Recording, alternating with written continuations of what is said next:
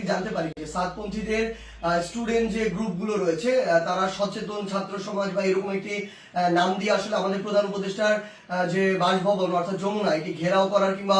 এর সামনে অবস্থান কর্মসূচি নেওয়ার একটি পরিকল্পনা করে, তখন আমরা আমাদের জায়গা থেকে তাদের মধ্যকার যে সমস্যাগুলো এই সমস্যাগুলো সমাধানের জন্য দুই গ্রুপে তাবলিগের অর্থাৎ সাতপন্থী গ্রুপ এবং জোবায়েরপন্থী যে গ্রুপ এইগুলোর মধ্যে তাদের মধ্যে যে বিভিন্ন রকমের সমস্যা চলছে এগুলোর জন্য একটি যৌক্তিক উপায় সমাধান হয়, এটির জন্য আমরা প্রথমে গতকালকে রাত 12টার দিকে আমাদের জায়গা থেকে বিশ্ব অর্থাৎ আমাদের টঙ্গীর যে পশ্চিম সাইডে যে মসজিদটি রয়েছে ওই মসজিদের ওইখানে যাই, যেখানে সাতপন্থীরা এখন অবস্থান করছে। সেই জায়গাটিতে আসলে আমরা গিয়ে তাদের সাথে রাত 12টা থেকে প্রায় 2টা পর্যন্ত কথা বলি এবং তাদের জায়গা থেকে তারা যে চিন্তাটি করেছিল সকাল 10টায় এখানে তারা অবস্থান কর্মসূচি ঘোষণা করবে এরকম একটি কথা ছিল এবং তারা বলেছিল এটি কেন, কারণ তারা মাওলানা সাদ সাহেবের ভিসা চায় এবং তারা তাদের জায়গা থেকে 5 দিনে জোর করার 20 থেকে 25 তারিখ পর্যন্ত জোর করার একটি দাবি জানায়। আমরা আমাদের জায়গা থেকে সেখান থেকে যে সিদ্ধান্তটি নিয়ে আসি সেটি হচ্ছে একটি সিদ্ধান্ত,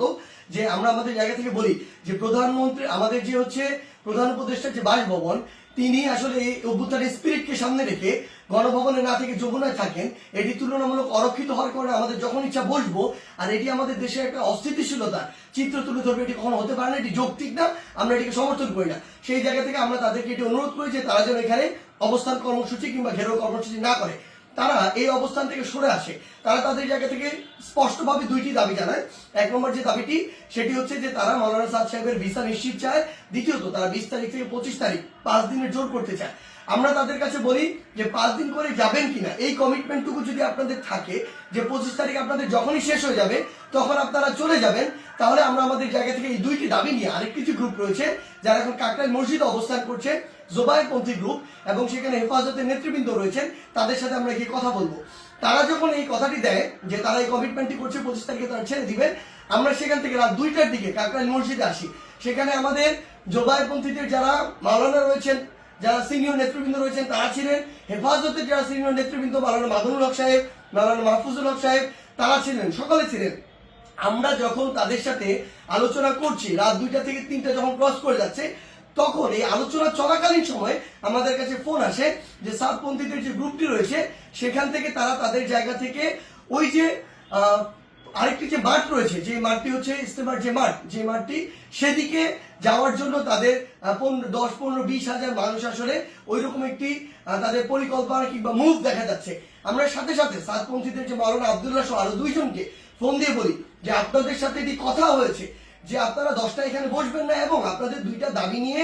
আমরা আমাদের জায়গা থেকে এখনই আরেকটা গ্রুপের সাথে কথা বলবো, কালকের মধ্যে অর্থাৎ আজকেই আপনাদের 2 গ্রুপের বসার ব্যবস্থা করব, মাওলানা সাদ সাহেবের ভিসা বা এই সংক্রান্ত আলোচনা সেখানে হবে। এই যে আমাদের 5 দিন যে আপনারা থাকতে চাচ্ছেন এই কমিটমেন্ট যদি আপনারা দেন সেটি নিয়েও সেখানে আলোচনা হবে।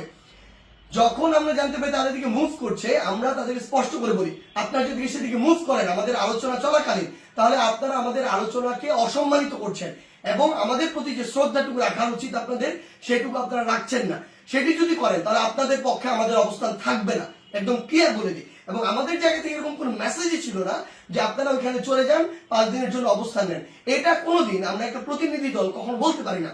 এটা পুরো একটি সরকারের বিষয়, মন্ত্রণালয় বা উপদেষ্টাদের বিষয় এবং প্রশাসনের সামগ্রিক একটি ডিসিশন। ইভেন গাজীপুর মেট্রোপলিটন পুলিশের ডিসিশন দেওয়ার কেউ না। সেই জায়গা থেকে তারা এই সব কোনো কিছু তোয়াক্কা না করে যেটা হলো যে সেখানে এই দখলের বিষয়টিতে সেদিকে চলে যাওয়া হলো এবং ফাইনাল এখানে একটি সংঘর্ষ ঘটলো, যেই সংঘর্ষে 3 থেকে 4টি প্রাণ আমরা হারিয়েছি। আসলে সবচেয়ে গুরুত্বপূর্ণ কথা গতকালকে আমরা তাদেরকে বলেছি যে তাবলিগের আসলে আপনারা যেই কাজগুলো করছেন এগুলো তাবলিগের স্পিরিটের সাথেও যায় না, এগুলো ইসলামের মুসলিমের স্পিরিটের সাথেও যায় না, কোনো কিছুর সাথে যায় না। এখানে আপনাদের ব্যক্তিগত গোষ্ঠীগত কোন জিনিসের মানে বহিঃপ্রকাশ আপনারা এখানে ঘটাচ্ছেন, ক্ষোভের হোক দ্বন্দ্বের হোক এই বহিঃপ্রকাশগুলো ঘটাচ্ছেন। এবং সবচেয়ে গুরুত্বপূর্ণ বিষয় হচ্ছে যে এই জিনিসটি হয়েছে এখানে এটা সম্পূর্ণ অনাকাঙ্ক্ষিত এবং আমাদের মতের বাইরে গিয়ে এই বিষয়টি আসলে গতকালকে সেখানে হয়েছে এবং আমাদের আলোচনাকে শ্রদ্ধা বা সম্মানটুকু জানানো হয়নি এবং আরেক পক্ষের সাথে আলোচনা চলাকালীন সেখানে এরকম আক্রমণ এবং রক্তাক্তর ঘটনা ঘটেছে। সেই জায়গা থেকে আমরা শুধু আমাদের জায়গা থেকে একটি জিনিসই বলি,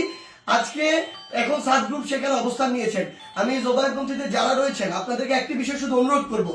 যেটি গতকালকে রাতে তারা ঘটিয়ে ফেলেছেন বা বিভিন্নভাবে ঘটে গিয়েছে সেই একই জিনিসের জন্য বড়ভাবে আর পুনরাবৃত্তি না হয়। কাউকে না কাউকে আসলে এই পরিচয়টুকু দিতে হবে যে আপনি যে তাবলিগ দ্বীনের প্রচার ইসলামকে ধারণ করেন এবং এটার জন্য আমাদের এই রক্তারক্তিটি এড়াতে হবে। আমরা যেন এই মনে না করি যে এখানে জীবন